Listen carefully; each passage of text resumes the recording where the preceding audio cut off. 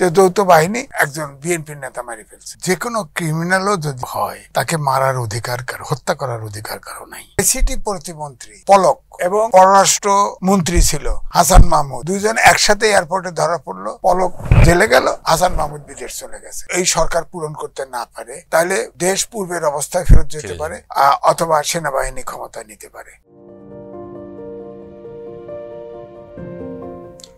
সুপ্রিয় দর্শক, আপনাদের সবাইকে স্বাগত জানাচ্ছি চ্যানেল জেড আয়োজিত নিয়মিত সংবাদ বিশ্লেষণ অনুষ্ঠান জেড ফোকাসে।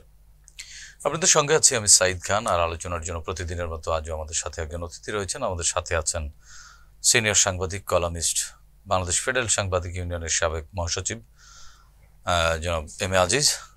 আপনাকে স্বাগত জানাচ্ছি। আপনাকে ধন্যবাদ। দর্শক, আপনারা জানেন জেড ফোকাসে প্রতিদিন এই দিনের কোনো উল্লেখযোগ্য খবর ধরে বিশ্লেষণ করে থাকি। আজও আমাদের হাতে বেশ কয়েকটি খবর রয়েছে, এগুলো নিয়ে আলোচনা শুনবো আলোচকের মুখ থেকে। এম এ আজিজ ভাই, আপনি নিশ্চয়ই আপনার চোখে পড়েছে যে কুমিল্লাতে একটি হত্যাকাণ্ড নিয়ে বা আইন শৃঙ্খলা বাহিনীর হেফাজতে মৃত্যু নিয়ে সারা দেশে এক ধরনের বিতর্ক চলছে, উত্তেজনা চলছে রাজনৈতিক দলগুলোর মধ্যে। এবং যে নিহত ব্যক্তি তহিদুর রহমান, তিনি বাংলাদেশ জাতীয়তাবাদী দল বিএনপির যুব দলের একটি ইউনিয়নের সভাপতি। তিনি তার বাবার কুলখানির আয়োজনের জন্য বাড়িতে এসেছিলেন। তিনি মূলত চিটাগাং থাকেন। তো বাবার 4 দিন আগে তার বাবা মারা গেছে। বাড়িতে যেদিন এসেছেন ওই দিন রাতেই, শনিবার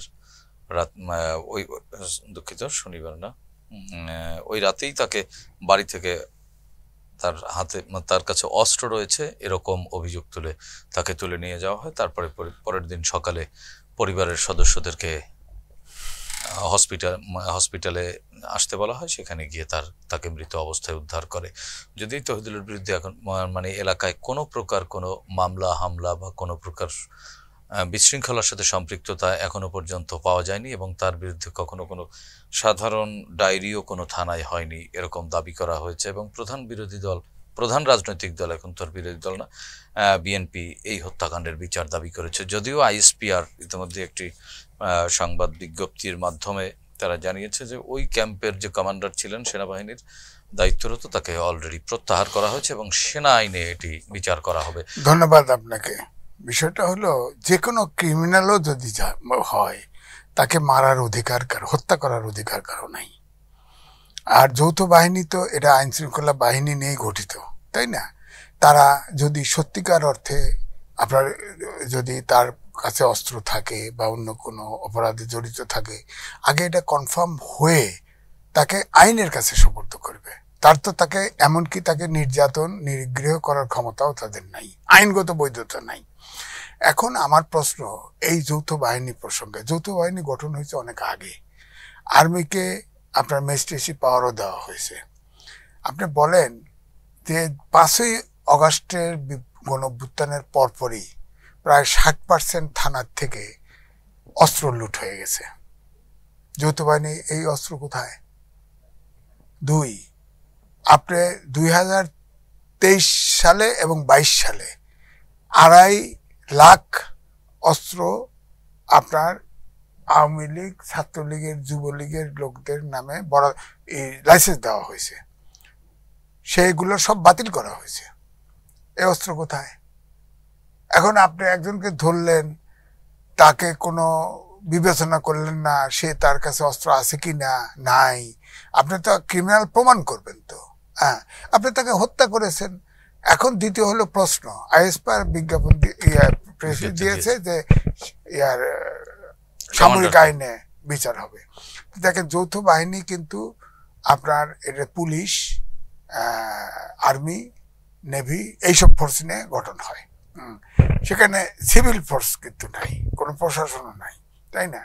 তো সেখানে দুটো ব্যাপার হলো, একটা হলো কোর্ট মার্শাল হতে পারে, আর একটা হচ্ছে যে তারা এই যৌথ বাহিনী, তারা কিন্তু, আমি ঠিক আইনটা অত স্পষ্ট না হলেও যৌথ বাহিনী সব কিন্তু সিভিল কোর্টে কিন্তু ক্রিমিনাল সোপর্দ করবে।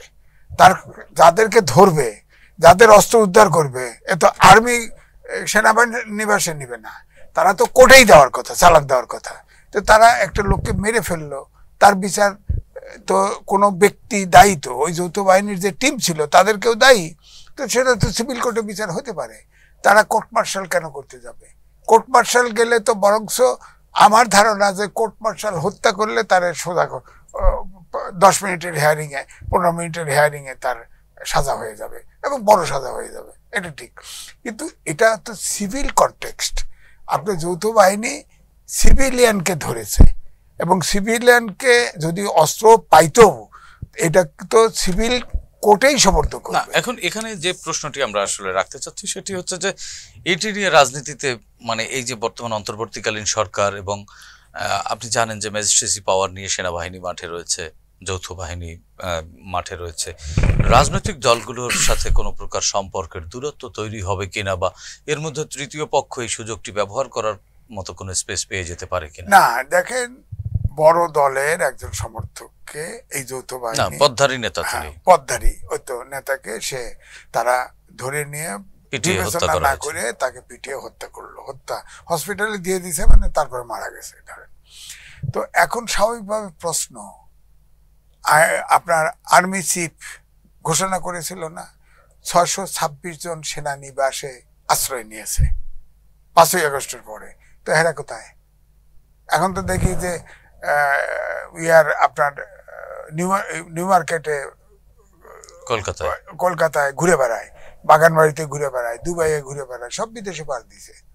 হ্যাঁ, তো এদের ধরতে পারে না, এদের কেমনে পাঠাই দিল? সব আওয়ামী লীগের ফ্যাসিস্ট পার্টির সব অর্গানাইজার তারা সব বিদেশে চলে গেছে, খেয়াল করেন। এমনকি দেখেন, ভেরি ইন্টারেস্টিং, যে আইসিটি প্রতিমন্ত্রী পলক এবং পররাষ্ট্র মন্ত্রী ছিল হাসান মাহমুদ, দুইজন একসাথে এয়ারপোর্টে ধরা পড়লো। পলক জেলে গেল, হাসান মাহমুদ বিদেশ চলে গেছে। হিসাবটা দেখেন। তো সুতরাং এগুলো তো হিসেবে আসতে হবে, এগুলো তো ধরেন এই সরকার বসার পরে কোর্ট তো পছন্দ মতো কোর্টই তো সাজাইছে। সবার আগে এই দেশের সন্ত্রাসীগুলো রিলিজ হয়ে গেছে, পিচ্চি হান্নান, পিচ্চি হেলাল, অমক সমক। তারপরে সাবের হোসেন মামলা, তার রিমান্ডে ছিল, তার বিরুদ্ধে 6টা হত্যা মামলা এক হিয়ারিং এ। আমার মনে হয় পৃথিবীতে কোথাও পাবেন না, এক হিয়ারিং এ একটা ডিটেনশন রিমান্ডের আসামি এক হিয়ারিং এ হয়ে গেল, মুক্তি পেয়ে গেল। তো এগুলো সে তো ওয়ান অফ দ্য অর্গানাইজার। সুতরাং আমার মনে হয় যে এই জন্যই স্বাভাবিকভাবে বিএনপি একটা বড় পার্টি, তাই না? আপনি হিসেব করে কাজ করবেন না। বড় পার্টি তো কি করে আপনি মানুষ মেরে ফেলবেন, তাদের নেতাদের মেরে ফেলবেন, তো আবার সহযোগিতা চাইবেন, দুটো তো একসাথে হবে না। হ্যাঁ, সুতরাং আমার মনে হয় যে এই যে যৌথ বাহিনী, এর ভিতরে তো আর্মি আছে, আর্মির 662 জন 26 জন ফেরত দিক, এবং যৌথ বাহিনী করছে, সে অস্ত্র উদ্ধার কি করছে সেগুলো বার করুক, হিসেব তো আছে। থানাগুলো লিট হয়ে গেছে, অস্ত্র 4.5 লাখ আউট হয়ে গেছে, বাইরে চলে গেছে, এগুলো তো রাস্তাঘাটে ঘুরতেছে অস্ত্র।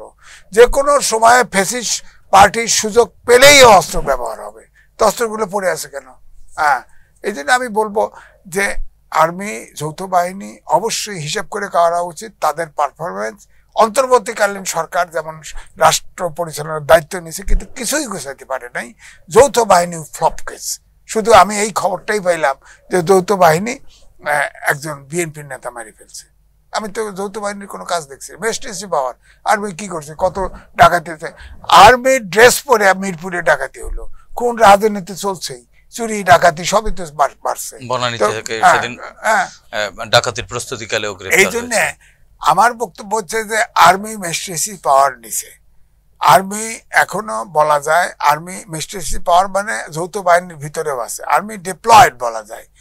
এখন তো আর্মিরও দায়িত্ব আছে, শুধু তীর তো অন্তর্বর্তীকালীন সরকারের দিকে পড়বে না, আর্মিও তো এই ফেলের অংশীদারিত্ব পাবে। আর্মি এই দেশে অরাজকতা হচ্ছে, আপনার সিন্ডিকেট ভাঙতে পারতেছে না অন্তর্বর্তীকালীন সরকার, কিছু না। দেখেন আজকে এই পেপারে দেখলাম যে আপনার রোজার ভিতরে যে ডিমান্ডের 80% আপনার ইম্পোর্ট হয়ে আসছে বাংলাদেশে, কিন্তু নাই, বাজারে তার প্রতিফলন নাই। আপনার আজকেও দেখেন ঠিক আপনার সয়াবিন তেলও ইম্পোর্ট হয়ে আসছে, কিন্তু সয়াবিন তেলের প্রাইস বাজারে ক্রাইসিস। উচ্চমূল্য, তো অনেক এই উচ্চ। বাজার ব্যবস্থাটাও নিয়ন্ত্রণ করতে পারতেছে না সরকার। অর্থাৎ এই সরকার টোটালি এই যে আন্তর্জাতিক ক্রাইসিস গ্রুপ, এটা সারা বিশ্বে এই সরকার যদি পতন টতন হয় তারা রিপোর্ট করে, এটা study ভবিষ্যৎবাণী করে। গত নভেম্বর মাসে আপনার দিছে, একটা প্রতিবেদন ছেপেছে, সেখানে বলছে যে প্রত্যাশা যদি এই সরকার পূরণ করতে না পারে তাহলে দেশ পূর্বের অবস্থায় ফেরত যেতে পারে, অথবা সেনাবাহিনী ক্ষমতা নিতে পারে। তা আমরা কি তাহলে সেই জায়গায় যাচ্ছি নাকি? আমি তো বুঝতে আমার সমস্যা হচ্ছে। আরেকটি বিষয় সেটি হচ্ছে যে আজিজ ভাই, সময় যত ঘনিয়ে আসছে নির্বাচনের চাপ কিন্তু ততই বাড়ছে। রাজনৈতিক দলগুলোও কিন্তু এই আপনার মতো একই দাবি করছেন তারা, যে সরকার আসলে অনেক ক্ষেত্রে ব্যর্থ হচ্ছে। তারা সফলতা দেখাতে পারেনি বা জনপ্রত্যাশা পূরণ করতে সক্ষম হয়নি, সে অভিযোগ তোলা হচ্ছে। কিন্তু সরকারের পক্ষ থেকে কিন্তু বলা হচ্ছে যে এটা ওভার দ্য নাইট সম্ভব না, কারণ গত 15-16 বছরের যে জাঙ্ক সেটি ক্লিন করতে একটু সময় লাগবে, সেজন্যই তারা যৌক্তিক একটা সময় চাচ্ছেন। আর অপরদিকে কিন্তু যে নতুন রাজনৈতিক দল গঠন হচ্ছে, মানুষের মধ্যে এক ধরনের আলাপ আলোচনা বা নানান চায়ের টেবিলগুলো ধীরে ধীরে গরম হচ্ছে, উত্তেজনা বাড়ছে। আপনি কি মনে করেন যে নতুন যে রাজনৈতিক দল এবং এই যে অন্তর্বর্তীকালীন সরকারের 3 জন ছাত্র উপদেষ্টার মধ্যে থেকে 2 জন পদত্যাগ করেও তারা সেই রাজনৈতিক দলে অ্যাটেন্ড করতে পারেন, এরকম সম্ভাব্যতাও দেখা দিয়েছে, আপনি কি মনে করেন? দেখেন, এই মাসটা খুব রাজনৈতিক মাঠ গরম যাবে। কারণ হচ্ছে আপনার 5ই অগস্টে যে সরকারের পতন হলো, ফ্যাসিস্ট সরকার, প্রধানমন্ত্রী পালিয়েও গেল, যারা ছাত্র জনতার সামনে ছিল কিন্তু 17 বছর ক্ষেত্র তৈরি করেছে রাজনীতিবিদরা, বিরোধী দল, তখনকার বিরোধী দল। এখন যদি বলেন যে ত্যাগ তিতিক্ষা, যদি বলেন গণতন্ত্রের নামে, দেশে গণতন্ত্রের নামে, আপনি বলেন বিশ্বের কোন দেশে গণতান্ত্রিক দেশ যার নাম বলা হয় সেখানে কোনো আয়নাঘর আছে, বন্দিশালা আছে? নাই। ছিল আপনার সাউথ আফ্রিকায় ম্যান্ডেলাকে এক দ্বীপের ভিতরে আপনার 20 বছর একা নির্বাসনে আটকায় রাখা হয়েছিল।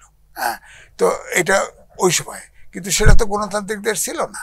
সেখানে তো শ্বেতাঙ্গ এবং কৃষ্ণাঙ্গের ভিতরে দ্বন্দ্ব, ডি ক্লার্ক তাকে এনে আটকায় রাখছে।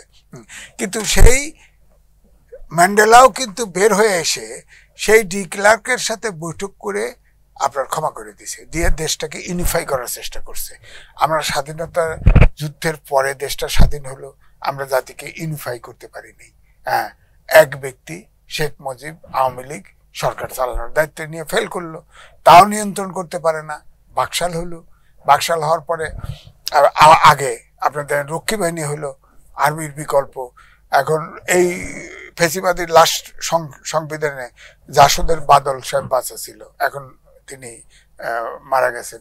তিনি অভিযোগ তুলেছেন জাসদের 30,000 কর্মী মেরে ফেলেছে, নেতা কর্মী। আবার আওয়ামী লীগের শেখ সেলিম বলছে, আমি নিজে শুনছি, শেখ সেলিম বলছে আমাদের এমপি সহ 30,000 লোক মেরে ফেলছে, এরপরে বাকশাল হয়ে গেল।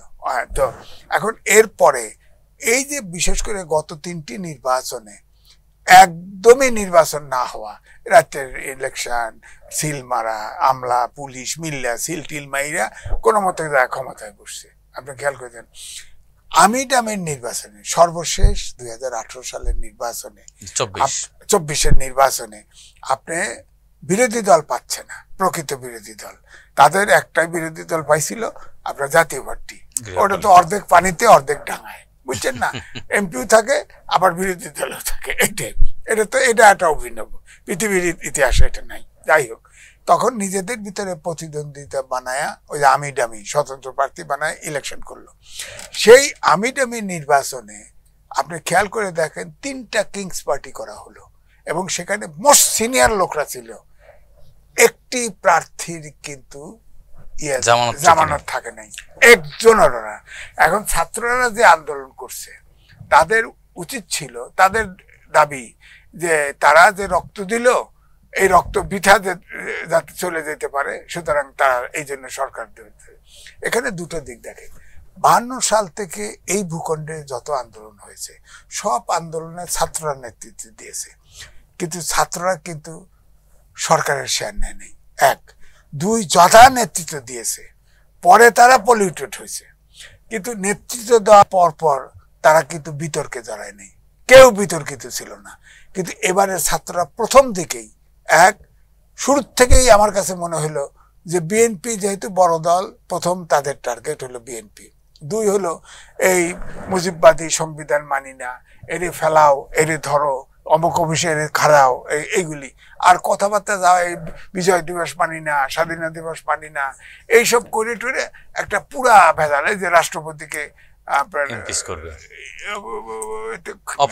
অপসারণ করবে, এগুলো তো কোনো যারা আন্দোলন করলো সবার সাথে আলোচনা করে, বিএনপি তো যে তারেক রহমান প্রায়ই বক্তৃতা দিচ্ছে, সে তো বলছে সমঝোতার পক্ষেই তো আছে, সবাই আলোচনা করে করে যেটা করণীয় যুক্তিসঙ্গত সেটা একসাথে করতো, তাহলে কিন্তু এই সমস্যাটা তৈরি হতো না।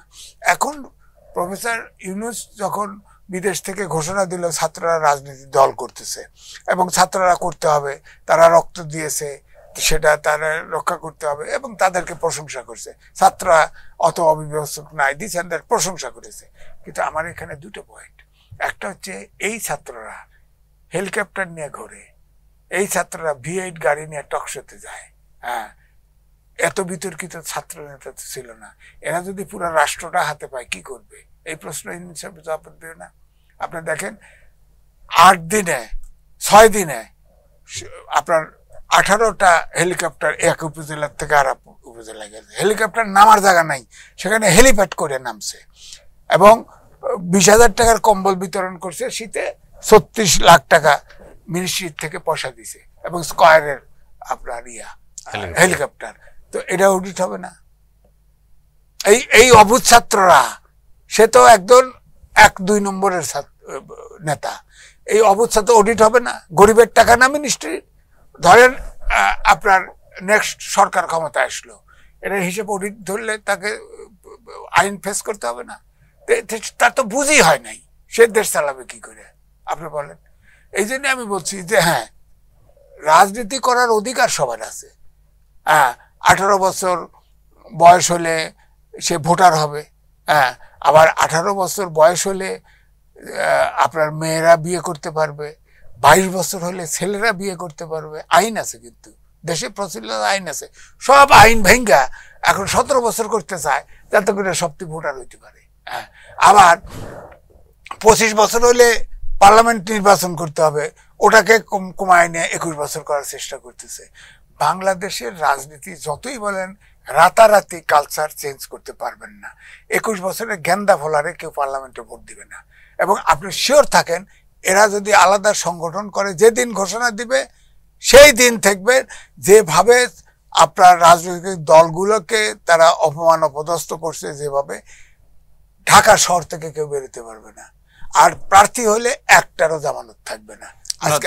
সম্ভাব্য কোন দিকে যেতে পারে, রাজনীতির কোন দিকটায় যেতে পারে এখন ওইটাই আমি তাহলে কইতে হচ্ছি যে একটা অস্বস্তিকর পরিস্থিতি তৈরি হবে, কারণ বোঝাই যাচ্ছে এখন তো পরিষ্কার অন্তর্বর্তীকালীন সরকারের গহ্বর থেকে এই ছাত্রদের সংগঠন বেরোচ্ছে, এটা একটা কিংস পার্টি হবে, এবং এই অন্তর্বর্তীকালীন সরকার ওই দলকে সাহায্য করবে, বোঝাই যাচ্ছে। হ্যাঁ, সুতরাং বিরোধী দল বলবো না, ধরেন যে দলগুলি আন্দোলন করছে তারা তো ছাড়বে না। এখন তো যেটা টানাপোড়েন চলছে, এটা কিন্তু ইলেকশন কেন্দ্রিক, যাই বলেন, এটা মাথায় নিয়ে সবাই জিততে চায়। এই তো তখন তো দেখবেন যে ইলেকশনের যখন তারা নামবে, এই কিংস পার্টি দেশের জনগণও গ্রহণ করেন। আমি উদাহরণ দিলাম তো আগে, যে বড় বড় নেতারা যা ইলেকশন করছে জামানত বাজেয়াপ্ত হয়ে গেছে, তাদের তাই হবে।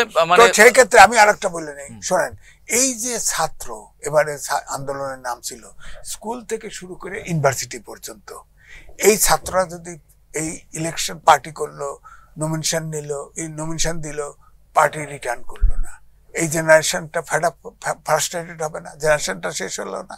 1, 2, স্কুল থেকে শুরু করে ইউনিভার্সিটির এই ছাত্ররা পড়াশোনার মুখী নাই, বক্তব্য নাই, এরা দেশ চালাইতেছে।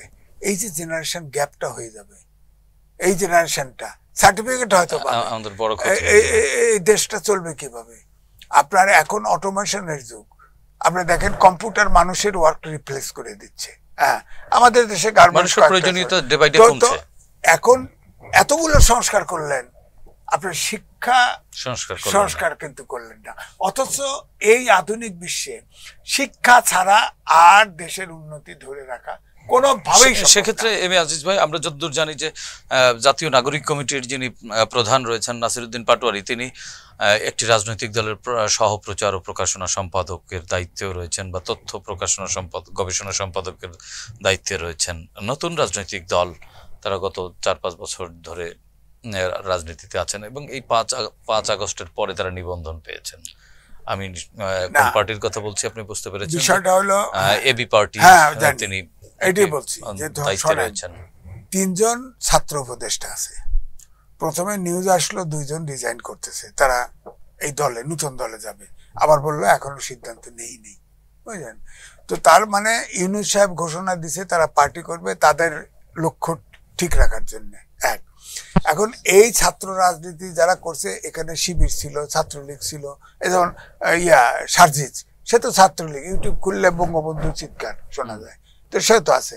তো এখন সে কি অনুপ্রবেশকারী নাকি ছাত্রলীগ হয়েই আছে, এটা তো বুঝতে হবে। এখানে হাসনাত, সে তো শিবিরের ছেলে, সে কি এখন শিবিরই আছে নাকি ওই দেখেন না ওই বিপ্লবের পরে ঢাকা ইউনিভার্সিটির ভিসি মিটিং করতে গেছে, ফুস করে একজন পরিচয় দিয়েছে, আমি শিবিরের সেক্রেটারি ঢাকা ইউনিভার্সিটির। তখন শিবির তো সবটার ভিতরে আছে, আপনার শিবির কিনা আমি চিনি কেমনে বলেন, আমি শিবির কিনা আপনি চেনেন কেমনে? তো এটা তো ওপেন রাজনীতিতে গোপনীয়তার সুযোগ নেই। এটা তো চারু মাজুমদারের গ্রুপ না যে আমাদের ধরলে মারিয়ে ফেলবে সুতরাং আমি চকের তলা যাই, তা তো হবে না। ওপেন গণতান্ত্রিক রাজনীতি করবেন, আবার গোপনে গোপনে পার্টির ভিতরে থাকবেন, এটি তো হতে পারে না। এটা তো আপনি পরিষ্কার ভাবে, এটা তো তার সততার বরখেলাপ, এবং যে দল এটা পৃষ্ঠপোষকতা দেয়। এখন তো এই যে ধরেন যারা ছাত্র রাজনীতি, যারা ছাত্র আছে, তারা তো বেশিরভাগই শিবিরের, বেশিরভাগই তো জামাতের, যার ফলে দেখেন জামাত কিন্তু জামাতের সাথে তাদের কোনো বিরোধ তেমন লক্ষ্য করা যায় না, তারা কিন্তু জামাতকে অ্যাটাক করে না। আবার আপনার দেখেন জামাত তো তাদের অ্যাটাক করে না, ওরাও তাদের অ্যাটাক করে। বিএনপি হচ্ছে টার্গেট, কারণ বিএনপির কোন ছাত্র দলের ছেলে ওদের ভিতরে নাই।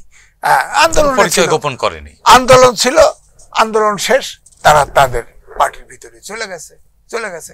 এটাই তো হওয়া উচিত। সংগঠন করলে যার যার ফিলোসফি দর্শনে বিশ্বাস করতো সেই পার্টিতে চলে যাবে। এখন তারা, আমার কাছে এইটাই মনে হচ্ছে, ধরেন এই যে ছাত্র শিবিরের ম্যাগাজিন বেরোইছে, সেটার ভিতরে লিখছে যে 71-এ যারা মুক্তিযুদ্ধে, যে অনেক মুসলমান মুক্তিযুদ্ধে না বুঝিয়া অংশগ্রহণ করেছিল, আল্লাহ তাদের হেফাজত করুক। এটার অর্থটা কি? অর্থটা আমি যারা মুক্তিযোদ্ধা আপনারাই ভালো বলতে পারেন। হ্যাঁ, এটা তো তাহলে 71 মানি না। যারা 71 মানে না, এটা তো দেশ, বাংলাদেশ। আপনি বাংলাদেশে আছেন, বাংলাদেশে চলে যান। 71 বাংলাদেশ। আপনি সংবিধান মানেন না, বলছে যে ওটা মুজিববাদী সংগঠন, ওটা কবর দেব। আমার সংবিধান তো আছে, এটা সংস্কার করেন, চেঞ্জ করেন, রিরাইট করেন, কোনো আপত্তি নাই। কারণ ওই সংবিধানে প্রধানমন্ত্রীকে এমন পাওয়ার দেওয়া হয়েছে, তিনি পার্টির সরকারি দলের প্রধান, তিনি সংসদীয় দলের প্রধান, তিনি সরকার প্রধান, তারে জিজ্ঞেস করা ছাড়া কোনো কাম হবে না। সুতরাং এটা তো লাগবে। 70 অনুচ্ছেদ আছে, 70 অনুচ্ছেদ আপনার ফ্লোর ক্রস করা যাবে না। অর্থাৎ যে পার্টির এমপি ওই পার্টির পক্ষেই করতে হবে, ন্যায় অন্যায় ওই পক্ষে, নাহলে মেম্বারশিপ যাবে গিয়া। এগুলো সংস্কার করেন। প্রেসিডেন্টের হলো মাজার জিয়ারত, শাহাবুদ্দিন কয়ে গেছে, প্রেসিডেন্ট হওয়া মানে এটা মাজার জিয়ারত করে। আমি তার ভিতরে থাকতে চাই না। হ্যাঁ, চিফ জাস্টিসে ফেরত গেছে, প্রেসিডেন্ট বলো না, চিফ, সে তো ভারপ্রাপ্ত সভাপতি, রাষ্ট্রপতি ছিল, হিয়া সাইডে দিয়া হেতে গেছে। তাহলে রাষ্ট্রপতিটা কেমন দুর্বল জায়গা। তো সে এই জন্য বিএনপি তো 31 দফা দিছে, সেই দফার ভিতরে 31টা প্রস্তাব আছে। এটা যে অন্তর্বর্তীকালীন সরকার যে কমিশন গুলি করছে, কমিশন কিন্তু ঘুরে ফিরে এই সংস্কার যে 31 দফা আছে, তাহলে তো সবগুলো দলের সাথে আলোচনা করছে, ওটা 62 দফা হয়েছে। মূল হলো বিএনপি ঘোষণা করছিল 31 দফা, সেটা হচ্ছে 62 দফা। এটা তো অন্তর্বর্তীকালীন সরকারকে দিয়েছে। তো সেটা যদি আপনাকে সেটাকে বেসিস ধরে, আমি তো তারেক রহমানকে বলতে শুনেছি, এটার যোগ করেন, বিয়োগ করেন, এটা তো আগায় রাখছে কাজ। আপনি ওটাকে বেসিস ধরে আপনি রাউন্ড টেবিলের মতো বৈঠক করে সব রাজনৈতিক দল বসে সংস্কার করতে, এতদিন তো হয়ে যেত। কিন্তু এই যে আন্তর্জাতিক ক্রাইসিস গ্রুপ বলছে না, কয়েকটা অপশন বলছে না, খুলছে না, আমার তো মনে হয় ডালমে কুচকালা হয়। আমার মনে হয় এই যে গোলমাল ফাঁকায়া আমি থাকবো না আর কেউ আইতে দেবো না। ভাই তুই অন্তর্বর্তীকালীন ঢুকছিস কা? তুই তো অন্তর্বর্তী, তুই তো আর একটা সরকারের কাছে নির্বাচিত প্রতিনিধির কাছে ক্ষমতা, ট্রানজিট পিরিয়ড, একটা ব্রিজ। তো এটা তো আর প্রত্যাশা করা উচিত না। এক উপদেষ্টা বলছিল যে 53 বছরে যা করতে পারে নাই আমরা সেটা করতেছি। তখন আরেকজন উত্তর দিছিল তার পাশে যে তোমার বাপ তো এ দেশ চায় নাই, তোমাকে এই দেশ দিছি, এক মুক্তিযোদ্ধা ছিল, দেশ দিছি এবং তুমি উপদেষ্টা হতে পারছো, এটা তো দেওয়া হয়েছে, আর কিছু না দিলে তুমি ব্যক্তিগতভাবে তো উপকার হয়েছে। তোর বাপ তো রাজাকার ছিল, এই দেশ চায় নাই, এই অর্থ তো তাই দাঁড়ায়।